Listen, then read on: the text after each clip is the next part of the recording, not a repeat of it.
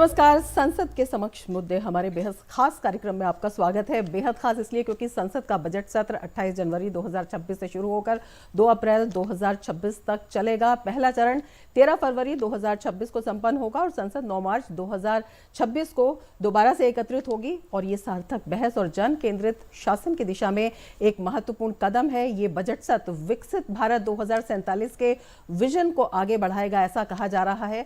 29 जनवरी को आर्थिक सर्वेक्षण यानी इकोनॉमिक सर्वे पेश किया जाएगा, जबकि 1 फरवरी के दिन केंद्रीय बजट पेश होगा। राष्ट्रपति द्रौपदी मुर्मू के अभिभाषण पर विस्तृत चर्चा भी होगी। आपको यह भी बता दें कि भारतीय संसद का बजट सत्र परंपरागत रूप से 2 चरणों में विभाजित होता है, ताकि विभाग से संबंधित स्थायी समितियां विभिन्न मंत्रालयों के लिए बजट प्रस्तावों और अनुदान की मांगों की जांच कर सके।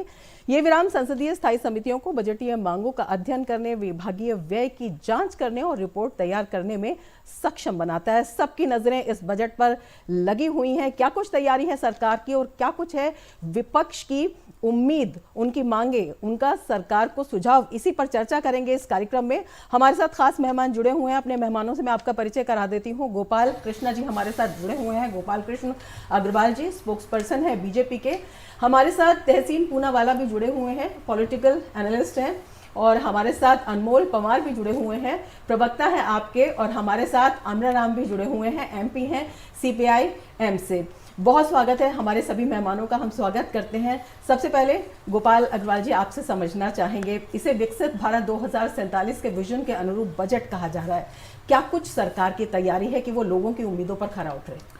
देखिए, बजट सेशन बहुत महत्वपूर्ण होता है और जो प्रधानमंत्री मोदी जी ने विकसित भारत का 2047 का संकल्प हम सबके सामने रखा है, उसको प्राप्त करने के लिए भारत को आर्थिक रूप से मजबूत राष्ट्र के रूप में खड़ा होना बहुत आवश्यक है। और अगर इस बजट सेशन को हम पिछले 11 बजट के साथ भी मिला के देखेंगे, जिस तरह से पिछले कई बजट सेशंस में आर्थिक मार्ग पर प्रशस्त भारत को आगे बढ़ाने का काम किया है, चाहे डायरेक्ट टैक्स को इंडिविजुअल के लिए कम करने तक 12 लाख के एग्जम्पशन लिमिट देने की बात है, कॉरपोरेट टैक्स को 25% के नीचे लाने का कार्य था, और पिछले बजट में जीएसटी जेन नेक्स्ट रिफॉर्म्स के अंतर्गत इनडायरेक्ट टैक्स को आज 10% से भी नीचे के दर पे लेके आ गए हैं। उसके कारण टैक्स तो बहुत कम हुआ ही है, ईज ऑफ डूइंग बिजनेस और ईज ऑफ लिविंग के अंतर्गत भी इंफ्रास्ट्रक्चर इन्वेस्टमेंट के माध्यम से सरकार हर बार 11 लाख करोड़ का एक्सपेंडिचर कर रही है। पब्लिक सेक्टर अंडरटेकिंग बहुत अच्छा परफॉर्म कर रही है। तो यह उस फाउंडेशन को और मजबूत करके नई दिशा देगा। मैन्युफैक्चरिंग सेक्टर को आगे बढ़ाना है।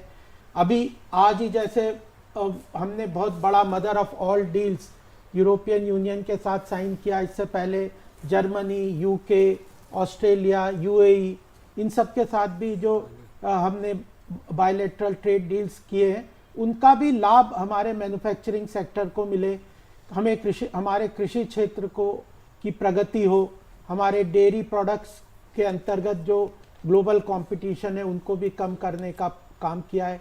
डिफेंस है, स्पेस टेक्नोलॉजी है। भारत के इंटरेस्ट को आगे रखते हुए भारत की अर्थव्यवस्था को कैसे तेज गति प्रदान करना, उसका रोड मैप इस बजट में आएगा।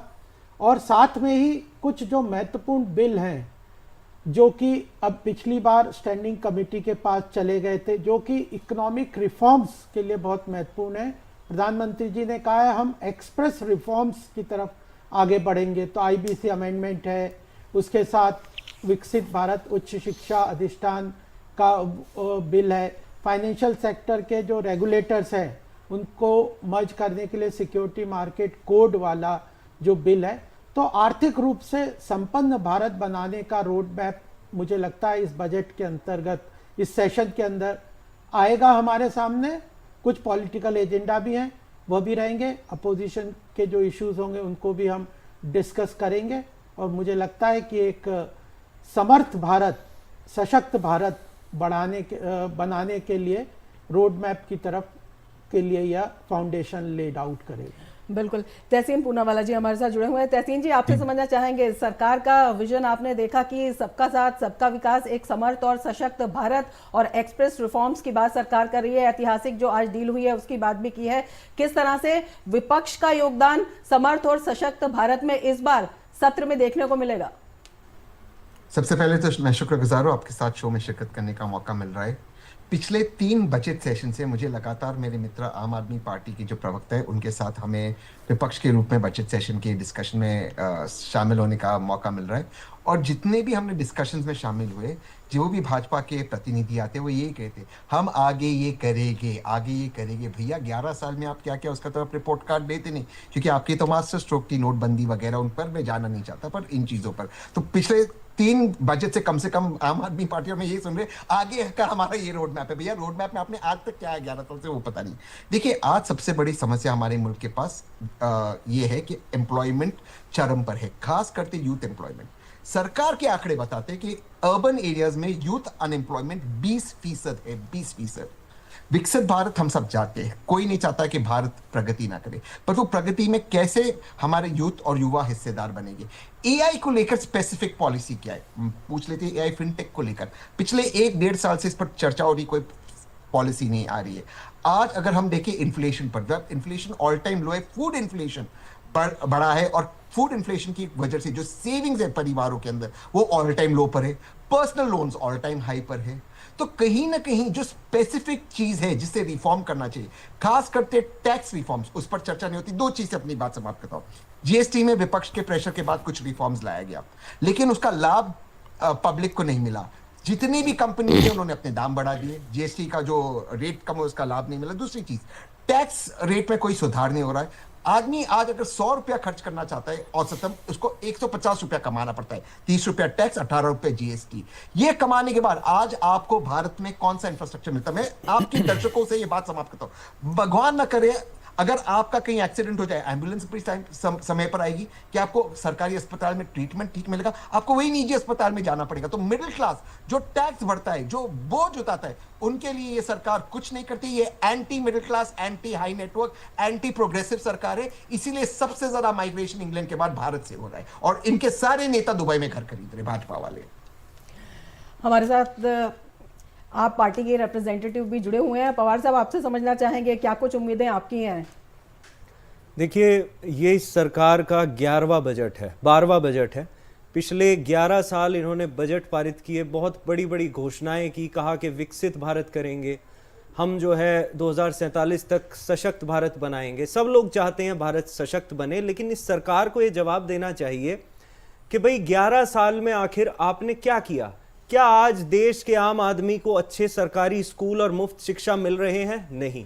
क्या आज देश के आम आदमी को अच्छे सरकारी अस्पताल और मुफ्त इलाज मिल रहा है? नहीं। क्या हमें देश की राजधानी में साफ पीने का पानी मिल रहा है? नहीं। क्या हवा साफ है? जहरीली हवा में हमें सांस लेना पड़ रहा है। और इस सरकार के ही आंकड़े हैं कि in terms of national per capita we are ranked 124। Global hunger index की बात करें तो 105 नंबर पे हम 124 में से। वर्ल्ड हैप्पीनेस इंडेक्स की बात करें तो 140 नंबर पे हैं। टॉप 1% जो है वो देश की 40% आमदनी कर रहा है, और बॉटम 50% जो है वो केवल 10% आमदनी। गरीब आदमी 64% जीएसटी कंट्रीब्यूट कर रहा है। देश के एजुकेशन और हेल्थ बजट पे केवल 2% खर्च कर रहे हैं। जब हम पढ़ेंगे नहीं तो देश बढ़ेगा कैसे? जब लोगों का स्वास्थ्य अच्छा नहीं होगा तो देश बढ़ेगा कैसे? इन्होंने कहा कि बेरोजगारी खत्म करेंगे, 45 साल में सबसे ज्यादा बेरोजगारी। इन्होंने कहा किसानों की आय दुगनी करेंगे, आज तक नहीं हुई। इन्होंने वादा किया skill India, fail. Jan Dhan, fail. Smart cities mission, fail. Ujjwala योजना, फेल। इनकी सारी नीतियां फेल हैं। बुलेट ट्रेन आज तक हमें कभी दिखाई नहीं दी। तो जो भी इनके दावे किए जा रहे हैं वो सारे खोखले हैं। जनता 11 साल बाद यह जानना चाहती है कि क्या आपने जो भी वादे किए थे उनमें से आप कोई पूरा कर पाए या नहीं। इस तरह के बड़े बड़े भाषण देने से कुछ नहीं होगा। आज सच्चाई यह है कि धरातल पे जाके देखिए लोगों की जिंदगी में क्या आमूलचूल परिवर्तन आया, क्या उन्हें 70 साल बाद भी मूलभूत सुविधाएं मिल पाई या नहीं, यह सवाल है। और इस सवाल का जवाब इस सरकार की तरफ से बिल्कुल नहीं आने वाला, क्योंकि सरकार ने देश के आम आदमी के लिए कुछ किया ही नहीं। इसने केवल अपनी राजनीति की है। जी गोपाल जी, आपने तहसीन जी के सवाल भी सुने और पवार जी के सवाल भी सुने। क्या कुछ आपका जवाब है, किस तरह से सरकार जो है इसमें संतुलन बनाना चाहती है जब हम विकास की बात करते हैं, जब हम औद्योगिकरण की बात करते हैं और जब हम योजनाओं को लागू करने की बात करते हैं? देखिए, सबसे महत्वपूर्ण बात है कि डेटा को गलत ढंग से जो आप आदमी पार्टी के प्रवक्ता प्लेस कर रहे हैं वो बिल्कुल गलत है। आज हमारा जिस तरह से 25 करोड़ से ऊपर लोगों को गरीबी की रेखा से ऊपर लाने में पिछले 4 साल में सक्षम हुए हैं, इसको वर्ल्ड बैंक और IMF जैसे लोगों ने भी उसको अप्रिशिएट किया है। उज्ज्वला योजना को ये कह रहे हैं फेल है। 9.5 करोड़ महिलाओं को गैस कनेक्शन दे चुके हैं, कि 5.5 करोड़ लोगों को प्रधानमंत्री आवास योजना के अंतर्गत घर दे चुके हैं। 11 करोड़ से ऊपर शौचालय का निर्माण हो चुका है। 55 करोड़ से ऊपर जनधन अकाउंट के माध्यम से लोगों के बैंक अकाउंट खुल चुके हैं और 50 लाख करोड़ का जो जन कल्याणकारी योजनाओं का, सोशल वेलफेयर स्कीम का पैसा सीधा क्लिक ऑफ बटन से लोगों के, गरीबों के खाते में जाता है, जिसको डिजिटल पब्लिक इंफ्रास्ट्रक्चर का आज ग्लोबल एप्रिसिएशन हो रहा है।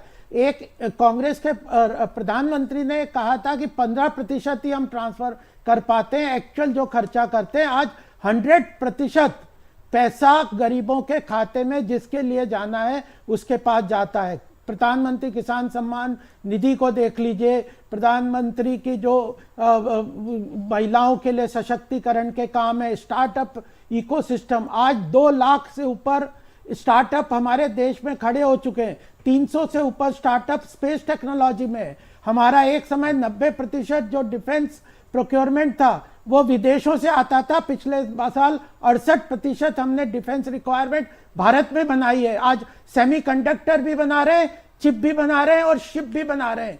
आज देखिए, वर्ल्ड लेवल पे इकोनॉमिक फोरम को देख लीजिए, वर्ल्ड बैंक में किसी भी बात को देख लीजिए, किसी रेटिंग एजेंसी को देख लीजिए, भारत विश्व की सबसे तेज गति से बढ़ने वाली जीडीपी ग्रोथ रेट को आज हम लगातार प्राप्त कर रहे हैं और आने वाले समय में नॉमिनल जीडीपी 10% से भी ऊपर होने वाली है। तो यह सब चीजों को नगण्य करना और यह कहना कि आगे के लिए हम काम नहीं कर रहे हैं, पिछले बजटों के 11 बजट को मैं यहाँ बता सकता हूं कितने अचीवमेंट हैं। लेबर कोड कितने दिनों से पेंडिंग पड़े थे, वो इंप्लीमेंट कर दिए गए।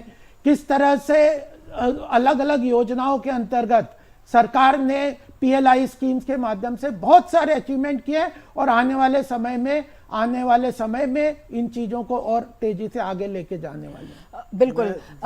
अभी तक मैं अपने मेहमानों से ये कहना चाहूंगी, जब हम संसद के समक्ष मुद्दों की बात करते हैं तो हम उन मुद्दों की बात करते हैं जिससे कि सदन में एक प्रोडक्टिविटी आए, विपक्ष आए, वो सरकार के पास चर्चा में समाधान लेकर आए, सुझाव लेकर आए। आरोप प्रत्यारोप की राजनीति का प्रोग्राम ये नहीं है। आपके पास आऊंगी, पहले हमारे पास CPIM से अमरा राम जी भी मौजूद है, बिल्कुल पूरा टाइम मिलेगा। अमरा राम जी, आप बताइए कि आप सरकार को क्या सुझाव देना चाहेंगे? सरकार ने 11 बजट, भारतीय जनता पार्टी और NDA की सरकार ने 11 बजट रखे हैं और इन बजटों का रिजल्ट है वो जनता के लिए नहीं है। बड़ी बड़ी कंपनियां, अंबानी, अडानी, अगर आप देखिए कि अडानी और अंबानी की संपत्ति इस 11 साल में जितनी बढ़ी है, मैं समझता हूँ आम आदमी, किसान की आत्महत्या और ग्रामीण मजदूर की आत्महत्याएं बढ़ी हैं। बेरोजगारी सबसे बड़ी बेरोजगारी है। इन्होंने वायदा किया था 2014 में कि हर साल 2 करोड़ को काम देंगे, काम देने वालों को छीन रहे हैं।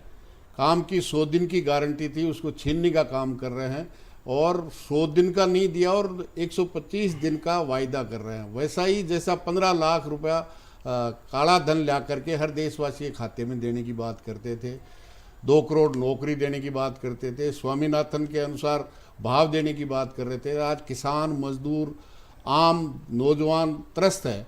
जहाँ तक श्रमिकों ने अपने संघर्ष के बल पे जितने कानून बनाए थे उनको सबको समाप्त करके बड़ी बड़ी देसी और विदेशी कंपनियों के लिए 4 लेबर कोड बनाए हैं जो 1 अप्रैल से लागू हो जाएंगे। मतलब इस देश के मजदूर को चूसने के लिए बड़ी बड़ी कंपनियों को जिस तरह के 11 बजट आए हैं, हम तो चाहते हैं कि इस देश की आम जनता 90% लोगों के लिए बजट आए, न केवल कंपनियों के लिए आए। आप सेमी कंडक्टर की अभी अग्रवाल साहब बात कर रहे थे, टाटा कंपनी ने 2 प्रोजेक्ट लगाए जिनमें 44,000 करोड़ रुपए की सब्सिडी देने का काम किया है, और वही कंपनी इनको चंदा देने का काम करती है। ये भारतीय जनता पार्टी अब उतार पे है। 400 पार की बात करते थे, वो 240 पे आ गया। चलिए अमरा जी, 303 से ये जो निश्चित है रूप से आप राजनीतिक बात कर रहे हैं, सरकार को आपके सुझाव क्या हैं ये पूछा था। और सुझाव अगर हम हमारा तो सरकार ये के है कि कामों वो की बात करें, किसान लंबे के समय लिए, तक नौजवान के लिए, आप भी मजदूर के लिए काम बिल्कुल। करे, इसकी बजाय बड़ी बड़ी कंपनियों के लिए काम कर रही है। आज इंश्योरेंस में 100% एफडीआई लेके आ गए।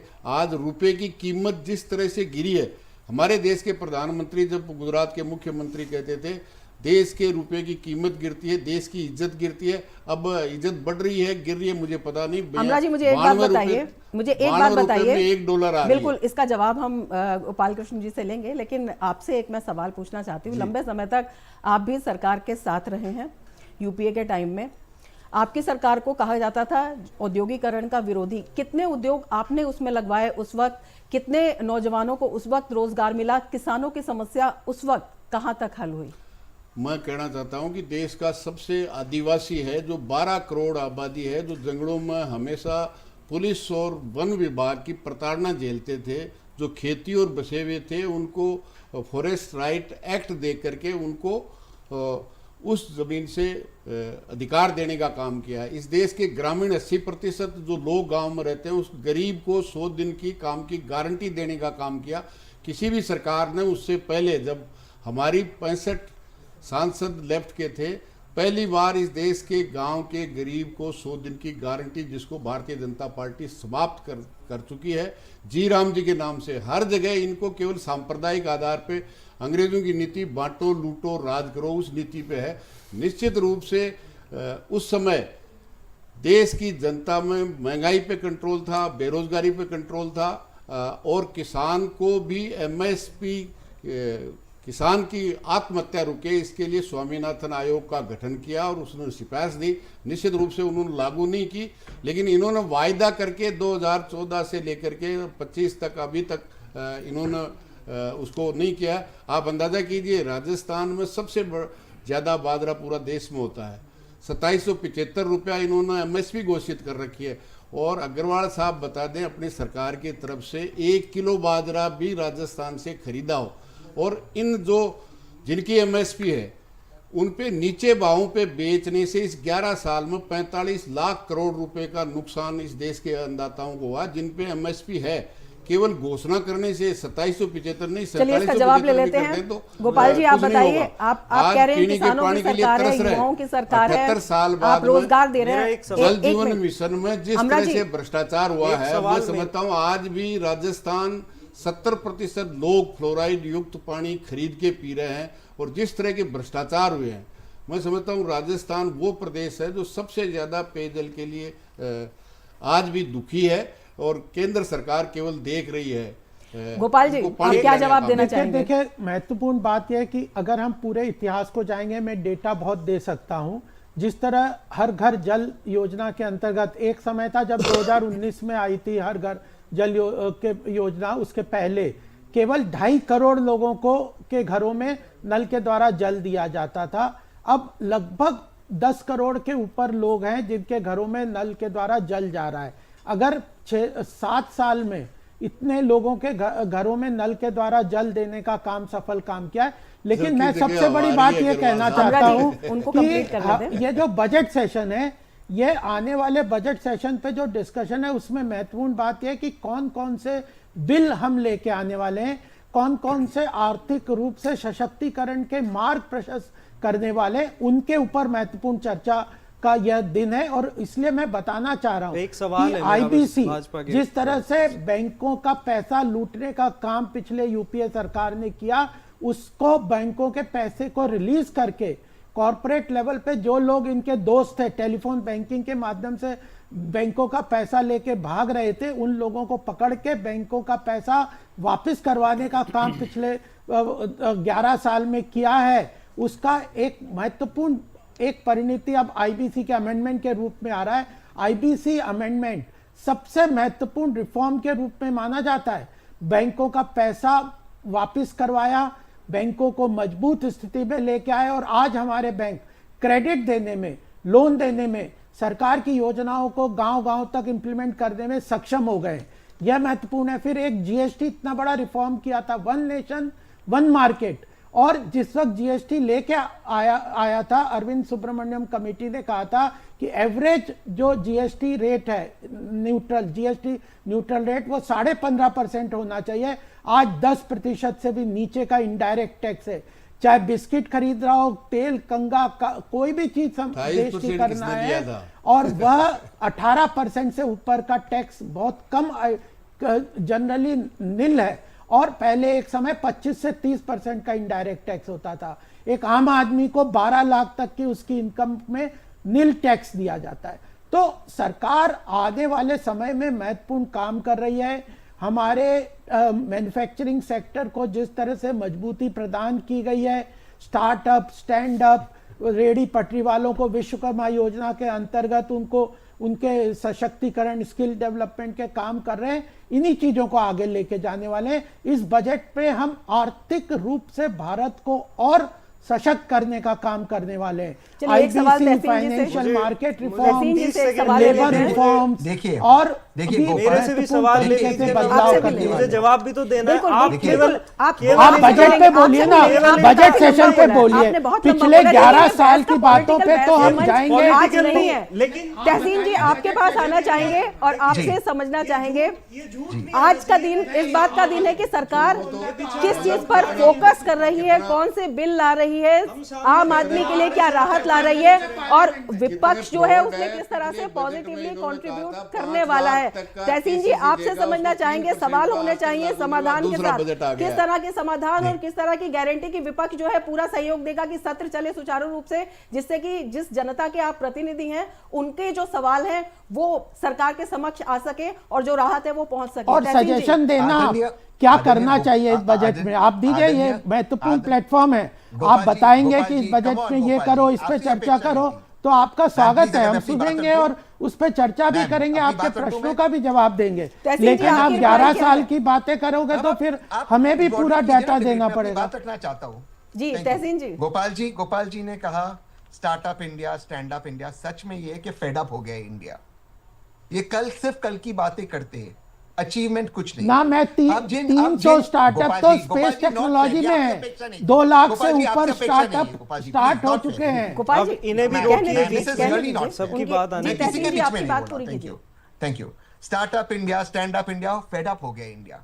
अभी आप देखिए, जिस आईएमएफ का जिक्र कर रहे थे गोपाल जी, जिस इंटरनेशनल एजेंसीज का जिक्र करते हैं, आईएमएफ ने दूसरी बार लगातार भारत को सी ग्रेड असाइन किया है हमारे नेशनल अकाउंट्स को। कहते हैं कि ऐसा कोई सगा नहीं जिसको वर्तमान सरकार ने ठगा नहीं। उसमें भी उन्होंने फर्जीबाजी कर दी है। आप मुझे सिंपल चीज बताइए, इतनी प्रगति हो रही है भारत के अंदर, इतना प्रोग्रेस हो रहा है, तो सबसे ज्यादा हाई नेटवर्क इंडिविजुअल्स क्यों भारत छोड़ के जा रहे हैं? इसलिए क्योंकि टैक्स टेररिज्म भारत में बढ़ चुका है, जीएसटी के एक्सटॉर्शन है। दूसरी चीज, गोपाल जी की बात चल रही थी कि हमें जो बिल्स आ रहे हैं उन पर चर्चा करनी चाहिए। बिल्स ये लोग पार्लियामेंट में इंट्रोड्यूस करते, 3 या 4 मिनट में बिल्स को वॉइस वोट से पास करवा देते, विपक्ष को ये लोग बोलने नहीं देते, और कोई भी बहाने पर पार्लियामेंट को सस्पेंड कराते। मुझे आज अरुण जेटली जी, स्वर्गवासी अरुण जेटली जी और सुषमा स्वराज जी की वो बात याद आती है कि पार्लियामेंट जो है इसकी चलाने की जिम्मेदारी सरकार की होती है, लेकिन हाउस विपक्ष का होता है। लेकिन विपक्ष को बोलने का मौका नहीं दिया जाता। जिस तरह से व्यवहार होता है विपक्ष के साथ, बिल पे चर्चा नहीं होती, बिल लाया जाता है, रैम थ्रू किया जाता है, उस पर कोई चर्चा नहीं। लेकिन मेन चीज आज ये है, अगर हमें भारत को वाकई एक प्रोग्रेसिव और प्रोग्रेसिव राष्ट्र बनाना है, तो जो टैक्स में जो बर्डन है हमारी मिडिल क्लास पर, हमारे सर्विस क्लास पर, उस पर हमें बातचीत करना चाहिए। सारा भार मिडिल क्लास पे आ रहा है, लेकिन सरकार उनकी तरफ देख ही नहीं रही है।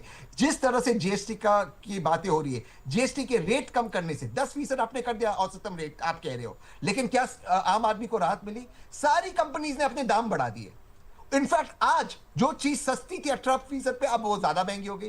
तो आप किसके लिए काम करते? क्या आप चंद इंडस्ट्रियलिस्ट के काम करते, या उन मिडिल क्लास भारत के लिए काम करते जो मेहनत से काम करते, अपने टैक्स का भुगतान करते? आप लोग सिर्फ और सिर्फ चंद उद्योगपतियों के लिए काम करते हैं। आपका कोई तहसीन जी, आपके सजेशन क्या हैं? सजेशन है टैक्स रिफॉर्म्स। अभी इन्होंने कहा 12 लाख रुपए तक कोई टैक्स नहीं, सॉरी 12 लाख तक रिबेट मिलता जिसमें टैक्स आता, दोनों में बहुत अंतर है। तो और उसके लिए जो आपके क्राइटेरिया, आपको न्यू टैक्स रेजिम में जाना पड़ेगा। लेकिन पुराने टैक्स रेजिम में अगर मेरी LIC की पॉलिसी, इंश्योरेंस पॉलिसी, ये तो इन्हीं के भरोसे पे मैंने लिया था कि मुझे उस पर रिबेट मिलेगा, इन्होंने वो पॉलिसी को चेंज कर दिया। मतलब कोई लॉन्ग टर्म प्लानिंग नहीं, ये एक बात है। टैक्स रिफॉर्म्स हमें चाहिए, GST के अंदर एक्सटॉर्शन बंद होना चाहिए। तीसरी चीज, मिडिल क्लास जो टैक्स भरता है उसके लिए सुविधा होनी चाहिए। स्टार्टअप्स के लिए हमारे पास सिर्फ फंडिंग नहीं, स्टार्टअप्स, हमारे जो स्टार्टअप्स में एम्प्लॉयमेंट हो उसके लिए, एम्प्लॉयमेंट कैसे जनरेट हो उसका एक रोड मैप होना चाहिए। AI को लेकर हमारे पास कानून होने चाहिए। इस पर कोई चीज की बात नहीं। लास्ट चीज, IBC की बात करते हैं। IBC में क्या करते हैं ये लोग? IBC में अगर कोई कंपनी जाती है, कहती है ठीक है मेरा 1 लाख करोड़ का डेट है, दूसरी कोई कंपनी इसको 3,000 4,000 करोड़ में खरीद लेते, कहते हमने बैंक के साथ सेटल कर दिया। अगर आप वाकई करप्ट लोगों को प्रोसिक्यूट करना चाहते थे और वाकई पिछले सरकार में करप्शन हुआ था, तो आपने कितने बैंकर्स को प्रोसिक्यूट किया? कितने बैंकर्स को आपने प्रोसिक्यूट किया? ठीक उतने जितने माननीय प्रधानमंत्री जी के प्रेस कॉन्फ्रेंसेस, 0। तो अगर करप्शन हुआ तो बैंकर्स इन्वॉल्व नहीं थे, उनको क्यों प्रोसिक्यूट नहीं किया? IBC के माध्यम से इन्हीं के दोस्त उसी बैंक से लोन लेकर उसी बैंक को पैसा चुकाते, और एक दिन ये भी बबल बर्स्ट होगा। चलिए अनमोल जी काफी टाइम से कुछ कहना चाह रहे हैं। अनमोल जी आप बताइए, क्या कुछ सजेशन आपके हैं? पंजाब में आपकी सरकार है, क्या कुछ आप चाहते हैं सरकार से कि क्या कुछ होना चाहिए? देखिए बिल्कुल आपने ठीक कहा, सुझाव बहुत ज़रूरी हैं। 2 सुझाव हैं। पहला है कि झूठ बोलना बंद करो, दूसरा है आंकड़ों के साथ फर्जीवाड़ा करना बंद करो। 4 बात कही इन्होंने, प्रमाण के साथ कहूंगा, नहीं तो माफ़ी मांग के जाऊंगा आपके शो पे। क्या ये सरकार 90 करोड़ लोगों को 5 किलो राशन दे रही है? नहीं दे रही, पहली बात। दूसरी बात, 2 करोड़ रोजगार हर साल देने का वादा किया था, 12 साल मतलब 24 करोड़। राज्यसभा में इनके सांसद ने पिछले साल ये कहा है कि हम 12 साल में 2 करोड़ रोजगार भी नहीं दे पाए, 24 करोड़ तो छोड़ दीजिए। किसानों की इन्होंने बात की, आज तक आय दुगनी नहीं हुई। इन्होंने कहा था किसानों का कर्जा माफ करेंगे, लेकिन ये पूंजीपतियों की सरकार ने 16 लाख करोड़ रुपए पूंजीपतियों के माफ करे, किसानों के माफ नहीं करे। 3 काले कानून लाए, 700 से ज्यादा किसानों ने शहादत दी। एक सेकंड मैं बता रहा हूं, वही सजेशन है ना। नमामि गंगे पे 50,000 करोड़ रुपए खर्च किया, सुप्रीम कोर्ट ने 2024 में 60 करोड़ का इन पे फाइन लगाया, नेशनल ग्रीन ट्राइब्यूनल ने 50 करोड़ का। आयुष्मान भारत में कैग ने, कंट्रोलर एंड ऑडिटर जनरल जो इनकी संस्था है, उसने कहा कि जबरदस्त भ्रष्टाचार हो रहा है। स्किल इंडिया में कैग ने कहा जबरदस्त भ्रष्टाचार हो रहा है। तो मैं यही सुझाव है कि झूठ मत बोलो भाई साहब, फर्जीवाड़ा मत करो, आम आदमी के जीवन के साथ मत खेलो, उनके लिए कुछ काम करो, उनकी मूलभूत सुविधाओं पे काम करो। और अगर आप लोग नहीं कर सकते, क्योंकि आप आपकी मंशा तो देखिए। अनमोल जी एक सवाल मैं आपसे पूछना चाहूंगी, केंद्र की कितनी योजनाएं आप सरकार ने जब जहां शासन में है और जहां शासन में रही, कितनी योजनाएं लागू की केंद्र सरकार की? केंद्र सरकार की सारी, और क्या वजह है अगर लागू नहीं हुई तो? आयुष्मान भारत जबरदस्त भ्रष्टाचार, इनकी एजेंसी का सर्टिफिकेट। दूसरा मैंने बताया आपको, नमामि गंगे जबरदस्त भ्रष्टाचार, स्किल इंडिया जबरदस्त भ्रष्टाचार। सारी इनकी नीतियों में तो भ्रष्टाचार है। इनकी नीतियां आती पूंजीपतियों के लिए, लेकिन पूरे देश आम में आदमी ये के लिए नहीं लागू आती। है। माफ कीजिएगा, पूरे देश में ये योजनाएं यही लागू तो है, सवाल लोग है। फायदा उठा रमा रहे जी, हैं। दिल्ली में भी रमा जब जी, लगी तो लोगों ने स्वागत किया। अच्छा चलो अमृत जी, ठीक है, समय हमारे पास ये सीमित है। बताओ, अमृत जी, अच्छा आप एक सवाल बताइए, आपसे, आपका सुझाव क्या है? एक सुझाव सवाल आपसे। बताइएगा। ये और दिल्ली क्या में, गारंटी ये है दिल्ली में कि यमुना जिस साफ तरह नहीं से- कर पाए, जिस तरह से ये ये दिल्ली में कार्यक्रम यमुना राजनीतिक में बहस का साफ मंच नहीं बनता बनाए है, हैं। हम तो संसद एक पांच डेढ़ साल साल की के हैं। सरकार राजनीतिक यमुना बहस साफ का नहीं मंच करा नहीं पाई। बनकर रह जाएगी। ये क्या कुछ देखें, कहना चाहिए अभी बताइए। दिल्ली में चुनाव इतने है, साल गोपाल जी, राज किया। गोपाल जी। जितना लुटाया है उनको वापस करें। आप देखिए, जो कॉरपोरेट पे टैक्स 30% था उसको 20% करने का किया है। और जब मोदी जी आए, जब पेट्रोल डीजल पर प्रति लीटर केंद्र सरकार का 3 रुपया था, वो आज 23 रुपया है। मतलब इनकी नज़र में जो पेट्रोल काम में मोटरसाइकिल चलाता है वो तो अमीर आदमी है, और कॉरपोरेट है वो गरीब है, उसका टैक्स कम कर रहे हैं। और 16 लाख ही नहीं, अभी अनमोल जी ने कहा 16 लाख ही नहीं, मेरे प्रश्न के उत्तर में वित्त मंत्री ने उत्तर दिया है 14 से 24 तक 25.5 लाख करोड़ रुपया बड़ी बड़ी कंपनियों का जो एक रुपया भी लेके पैसा भागे। नहीं माफ किया है। मैं यहाँ पे वो रिकॉर्ड में है। बिल्कुल साफ झूठ बोल रहे एक हैं। भी पैसा रिकॉर्ड माफ में नहीं है। किया है। हमारे पास बोल बहुत रहे हैं। माफ समय, बहुत कीजिए, इतना बट्टे झूठ खाते क्या लिखने बात की है? बात माफ करें, किया ही किसानों नहीं। का चर्चा बट्टे के लिए खाते ये लिख कार्यक्रम दीजिए। रहा है, लेकिन एक भी इसमें पैसा जो माफ नहीं राजनीति किया है। के मुद्दे हैं वो ज्यादा मुखर हो रहे हैं। गोपाल जी, समय हमारे पास सीमित है, बहुत छोटी सी प्रतिक्रिया आपसे लेना चाहूंगी। पिछली बार कृषक पे फोकस किया गया था बजट, उसके बाद फोकस लगातार 5 जिस लाख तरह को से 3% काम हुआ में है, देने इस बार का का किया था, जो आज तक फोकस लागू है नहीं हुआ, वो कहते क्या हैं ये। रहेगा? 3 बड़े क्षेत्र आपसे समझना चाहेंगे, क्या देखिए, रहेंगे? सबसे महत्वपूर्ण बात है कि जो हम फ्री ट्रेड एग्रीमेंट कर रहे हैं विश्व के बड़े बड़े कंट्री से, इसमें हमारे मैन्युफैक्चरिंग सेक्टर, खासकर MSME सेक्टर को मजबूती प्रदान करके ग्लोबली कॉम्पिटिटिव बना के इन चीजों का फायदा मिले, इसलिए पूरा काम करने का ये बजट एक रोड मैप देगा। दूसरा महत्वपूर्ण बात है कि जो एग्रीकल्चर सेक्टर और डेयरी प्रोडक्ट और कोऑपरेटिव सेक्टर और जो फार्मर प्रोड्यूसर ऑर्गेनाइजेशंस हैं, यह ग्रामीण क्षेत्र में हमारे विकास को लेके जाएंगे। इन लोगों एक को बात भी बता मजबूती दीजिए, प्रदान जो आप करने सीड्स का बिल लाए हैं रोड मैप 2025 लेके का, सरकार इसमें आना क्यों आप किसानों से जो है उनकी किसानी आने वाले छीनना समय चाह रहे हैं? ये भी बता दीजिए। में चलिए एक जिस बड़े तरह विजन से के एक साथ इनसे सवाल पूछ लीजिए। एक बड़े विजन के साथ विकसित भारत की तरफ ले एक सवाल हमारे पूछ पास लीजिए समय उनसे। सीमित 78 साल की है। आजादी की एक बड़े बात कर रहे विजन हैं, के ये साथ विकास है। सरकार बजट लाने जा रही है और विपक्ष से भी उम्मीद कर रही है कि एक सकारात्मक चर्चा हो। राजनीतिक बहस का मुद्दा जिस तरह से ये कार्यक्रम बना, उस तरह से जो संसद का सत्र है वो ना बने और उन लोगों के लिए बात हो जिनके लिए जो प्रतिनिधि हैं वो चुनकर आए हैं और आम लोगों का विकास हो एक सशक्त और समर्थ भारत के लिए। चर्चा में फिलहाल इतना ही और मैं अपने जो मेहमान हैं गोपाल कृष्ण जी, तहसीन पूनावाला जी, पवार जी और अमरा राम जी, बहुत शुक्रिया हम जुड़ने के लिए इस प्रोग्राम में, आपके सहयोग के लिए।